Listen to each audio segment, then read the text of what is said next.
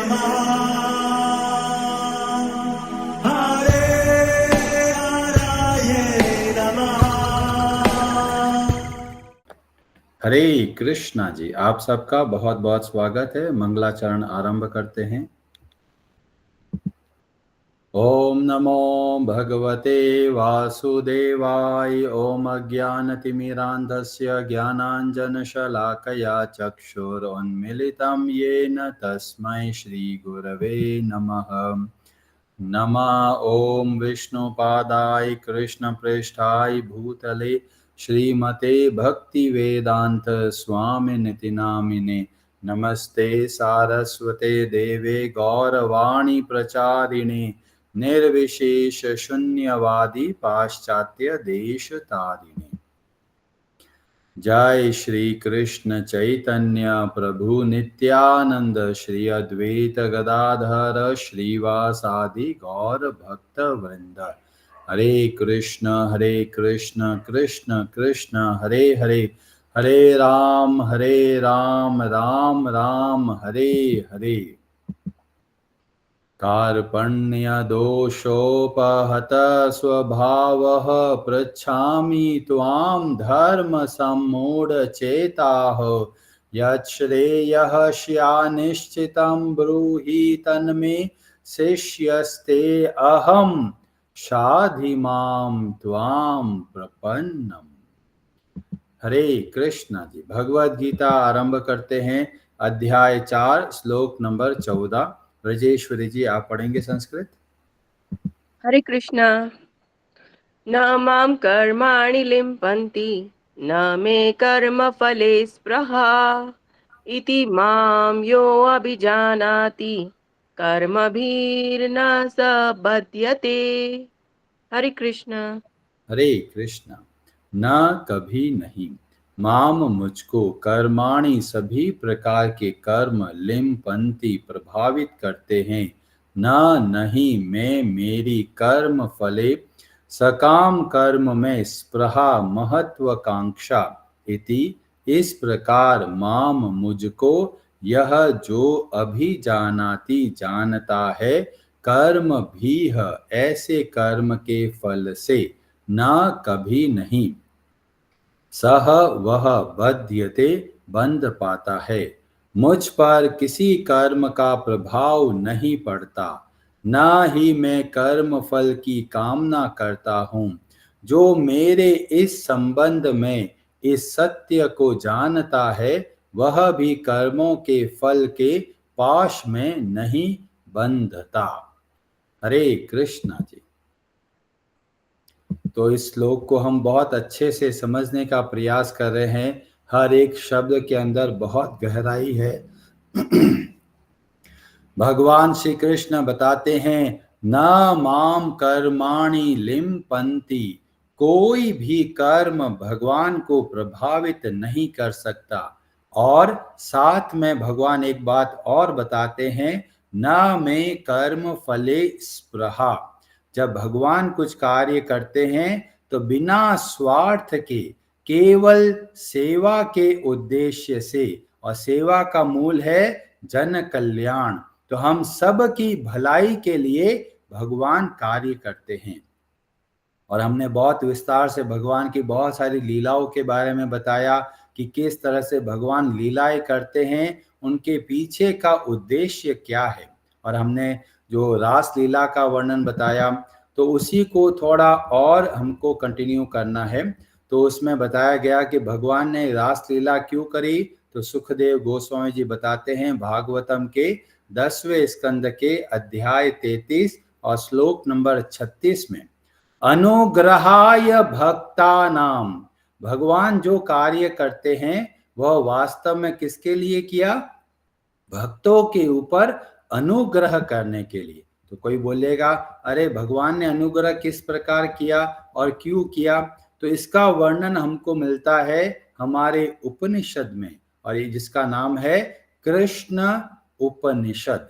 कृष्ण उपनिषद के पहले श्लोक में बताया गया, हरि ओम श्री महाविष्णुम सच्चिदानंद लक्षणम रामचंद्रम भगवान श्री राम जो कि महाविष्णु हैं, जो कि सच्चिदानंद घन हैं, वह जब जाते हैं वनवास में और वहां पर बहुत सारे ऋषि मुनि जब देखते हैं तो वहां बताया गया, दृष्टवा सर्वांग सुंदरम, भगवान श्री राम का इतना सुंदर रूप को देखकर जो मुनि होते हैं, जो वनवासी होते हैं, वह भ्रमित हो जाते हैं, विस्मित हो जाते हैं। और वहां पर बताया गया, मुनयो वनवासिनो विस्मिता, इतना अद्भुत रूप है भगवान श्री राम का।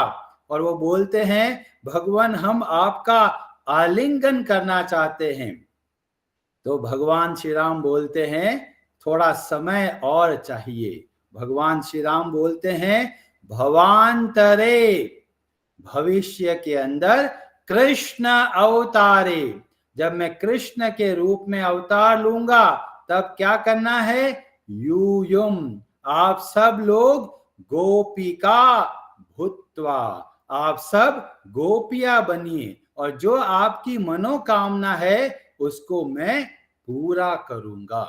तो जो हम लोगों को जब दिखता है भगवान श्री कृष्ण रास लीला कर रहे हैं स्त्रियों के साथ में, वो वास्तव में हजारों सालों की जो तपस्या करने के बाद में जो ऋषि मुनि थे, उनकी जो इच्छा थी उसकी पूर्ति के लिए भगवान ने रास लीला का निर्माण किया।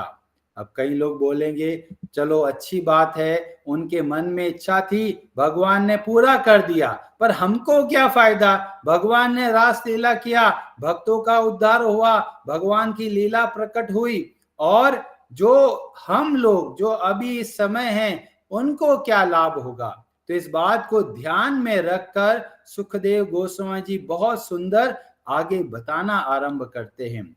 जो हमारे शास्त्र है केवल उसी समय के लिए नहीं है, ये समय के परे है। इसका मतलब यह होता है, शास्त्रों के अंदर जो शिक्षाएं दी गई उसका आज भी बहुत उपयोग है। और उसी बात को बताते हुए सुखदेव गोस्वामी जी बोलते हैं, भजते तादृशीह क्रीड़ा या श्रुत्वा तत्परो भवेत्।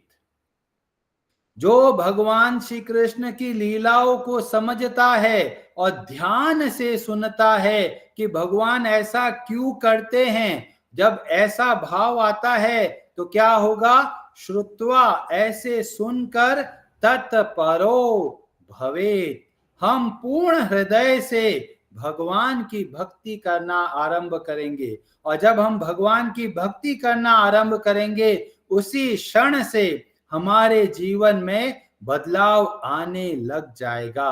तो शास्त्र हमको दो बातें बताते हैं, पहला कि भगवान ने किस तरीके से कार्य किया, और दूसरा हमको क्या करना है।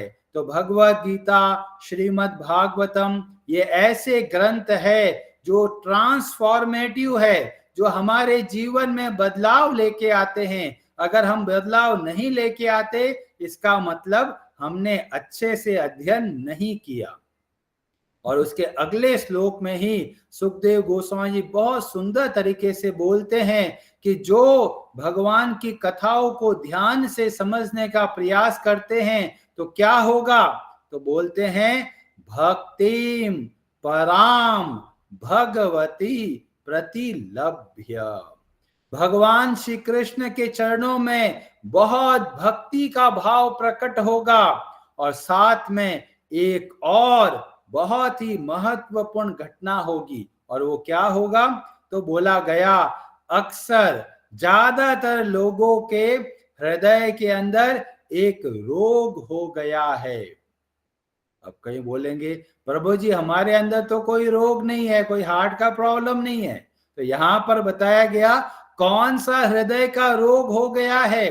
तो बोलते हैं, कामम, इस संसार में सुख भोगने की जो इच्छा है वह है हृदय का रोग। और जब भगवान की कथाओं को सुनते हैं, समझते हैं और जीवन में परिवर्तन लेके आते हैं, तो हमें क्या मिलेगा? इस हृदय के रोग से मुक्ति मिलेगी।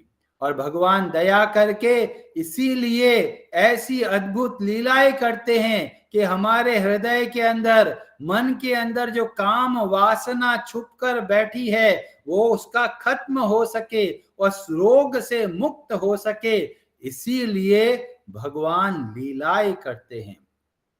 इतने दयालु भगवान हमारे लिए क्या क्या नहीं करते, और हम लोग ऐसे हैं जो भगवान की लीलाओं के अंदर भी दोष देखते हैं। भगवान को ही सोचते हैं ये तो सामान्य मनुष्य की तरह कार्य कर रहे हैं। पर जब हम शास्त्रों की दृष्टि से समझते हैं तो हमको पता चलता है कि भगवान कितने दयालु है। उनका हर एक कार्य केवल हमारी भलाई के लिए है। तो हमारा क्या होगा? हमारे हृदय के अंदर जो रोग है, जो काम वासना है, उससे हमको मुक्ति मिलेगी और हम भगवान श्री कृष्ण की भक्ति बहुत उत्तम तरीके से कर पाएंगे।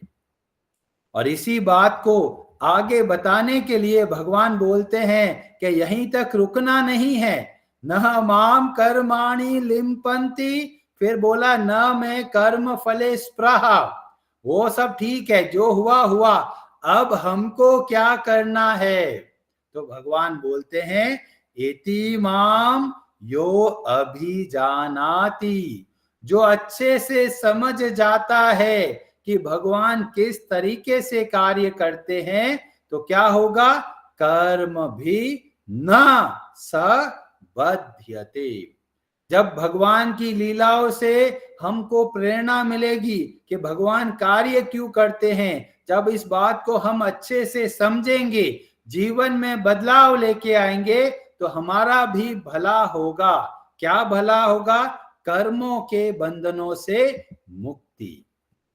जब कोई व्यक्ति के हाथ पांव बांध कर उसको पानी में, समुद्र में फेंक दिया जाता है और पूछते हैं भी आप खुश हो, वो बोलेगा अरे खुश कैसे रहें। ऐसे ही इस संसार के अंदर हम कर्मों के बंधनों के अंदर फंसे हुए हैं और इसीलिए इस संसार में दुख पाते हैं। और भगवान बहुत दया करके हमारे दुखों से बाहर निकलने का मार्ग बताते हैं। भगवान के हर एक कार्य के मूल के अंदर क्या है?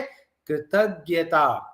उनके अंदर सेवा का भाव है। उनका जो भाव है हम सब के प्रति बहुत अद्भुत प्रेम का भाव है। और जब ये भाव को देखते हैं तो हमारे अंदर भी बहुत कृतज्ञता का भाव आता है कि भगवान हमारे लिए इतना करते हैं। और ये जब कृतज्ञता के भाव आता है और इसके माध्यम से हम हर एक कार्य को स्वार्थ से निकल कर सेवा के भाव से कार्य करते हैं, तो बहुत आसानी से इस संसार में रहते हुए कर्मों के बंधनों से मुक्त हो सकते हैं। और इसीलिए हर एक कार्य को हमको भगवान की सेवा समझ के करना है। पर बहुत सारे लोग ऐसे होते हैं जो सोचते हैं मेरी संपत्ति है, मैं जैसा चाहूं करूंगा। तो ये मन माने तरीके का जो भाव है वह हमको संसार में बांधता है। पर जब हम शास्त्रों के माध्यम से कार्य करते हैं, उनके बताए हुए मार्ग के अनुसार कार्य करते हैं, तो हमको कर्मों का बंधन नहीं होता। बहुत सरल उदाहरण है, जैसे कोई आदमी मिलिट्री में है, आर्मी के अंदर है, जब ऊपर से आदेश आता है कि मारो तो वो मारते हैं, तो उनको कोई सजा नहीं मिलती। क्यों? क्योंकि वो ऑर्डर पे कार्य करते हैं। पर जो अगर मनमाने तरीके से कार्य करेंगे तो उनको जेल हो सकती है। ऐसे ही जब हम शास्त्रों के आदेश, उनके उपदेश के हिसाब से कार्य करते हैं तो हमें कर्मों का बंधन नहीं पड़ता। पर जब हम अपने मन माने तरीके से कार्य करते हैं तो हम कर्मों के बंधनों में फंस जाते हैं। और जो लोग मन माने तरीके से कार्य करते हैं उनका एक लक्षण होता है क्या लक्षण होता है कि वो अपने हितैषियों की बात नहीं सुनते, वो अपने मन माने ढंग से कार्य करते हैं। और मन माने ढंग का कार्य करने का क्या परिणाम है? या वो पैसा बर्बाद करेंगे। मन माना है, चलो भाई बहुत पैसा है, क्या करें, चलो घूम के आ जाते, खाली बैठे क्या करें, नहीं तो चलो ठीक है। इतना फिजूल खर्ची करते हैं। तो फिजूल खर्ची अगर कर रहे हैं तो इसका मतलब हम मन माने ढंग से कार्य कर रहे हैं, और इसको हम अपनी प्रॉपर्टी समझ के बैठ गए और इसीलिए उसका नुकसान कर रहे हैं। पर जब हम सोचेंगे ये भगवान की संपत्ति है, तो जितनी आवश्यकता है केवल उतना खर्च करना है। हर एक खर्चे से पहले सोचिए कि ये मैं खर्चा क्यों कर रहा हूं, क्या इसकी आवश्यकता है या नहीं। और सोच विचार कर जितनी आवश्यकता है उतना खर्चा आपको करना है। कई लोग समय को बर्बाद करते हैं, टाइम वेस्ट करते हैं। तो जब टाइम वेस्ट करते हैं इसका मतलब वह व्यक्ति मन माने ढंग से कार्य कर रहा है। और इसीलिए हमारे पास जो भी संसाधन मिले हैं उनका दुरुपयोग नहीं करना है। अगर दुरुपयोग कर रहे हैं इसका मतलब हम सेवा के भाव से कार्य नहीं कर रहे। तो हम सबको बदलाव लेके आना है कि हमारा जीवन जो 24 घंटे के अंदर क्या क्या कार्य करते हैं, कितना कार्य अपने मनमाने ढंग से कार्य करते हैं और कितना कार्य सेवा के भाव से करते हैं, जिससे हमारी भक्ति बढ़ती है भगवान के प्रति। तो यह हो गया संसाधनों को कैसे देखना है, रिसोर्सेस को कैसे देखना है, और दूसरा है अन्य लोगों को कैसे देखते हैं। तो हम सब के प्रति, सब जीवों के प्रति दया का भाव रखना है। और वो कैसे संभव होगा? जब हमारी कृतज्ञता बढ़ेगी और जो हमारी एक्सपेक्टेशन है वह कम होगी। इस संसार में हम देखते हैं परिवार में बहुत कलह है। क्यों कलह है? क्योंकि सबके एक्सपेक्टेशन बहुत है कि उसको ऐसा करना चाहिए, वो ऐसा नहीं करता, सारा दिन मैं ही काम करता हूं, वो तो कुछ करता ही नहीं। जब ऐसा भाव आने लगे तो परिवार में कलह शुरू हो जाता है। तो जैसे हमारी एक्सपेक्टेशन बढ़ती है तो इसका मतलब हम मन माने ढंग से कार्य कर रहे हैं। तो क्या करें? कृतज्ञता के भाव को बढ़ाइए। हम क्या कर सकते हैं उस पर ज्यादा ध्यान देना है। बाकी लोग क्या करना चाहिए उसकी जिम्मेदारी तब तक नहीं आती जब तक हम गुरु नहीं बनते। गुरु का दायित्व है कि भी अपने शिष्यों को समझाना, उनसे एक्सपेक्टेशन रखना, पर सामान्यतः हमारे जीवन में होना चाहिए कि हम अपना एक्सपेक्टेशन कम करें और सेवा के भाव को, कृतज्ञता के भाव को बढ़ाए। इस तरीके से अगर हम संसार में रहेंगे तो यह संसार एक वैकुंठ की तरह बन जाएगा। हम सदैव प्रसन्न रह पाएंगे।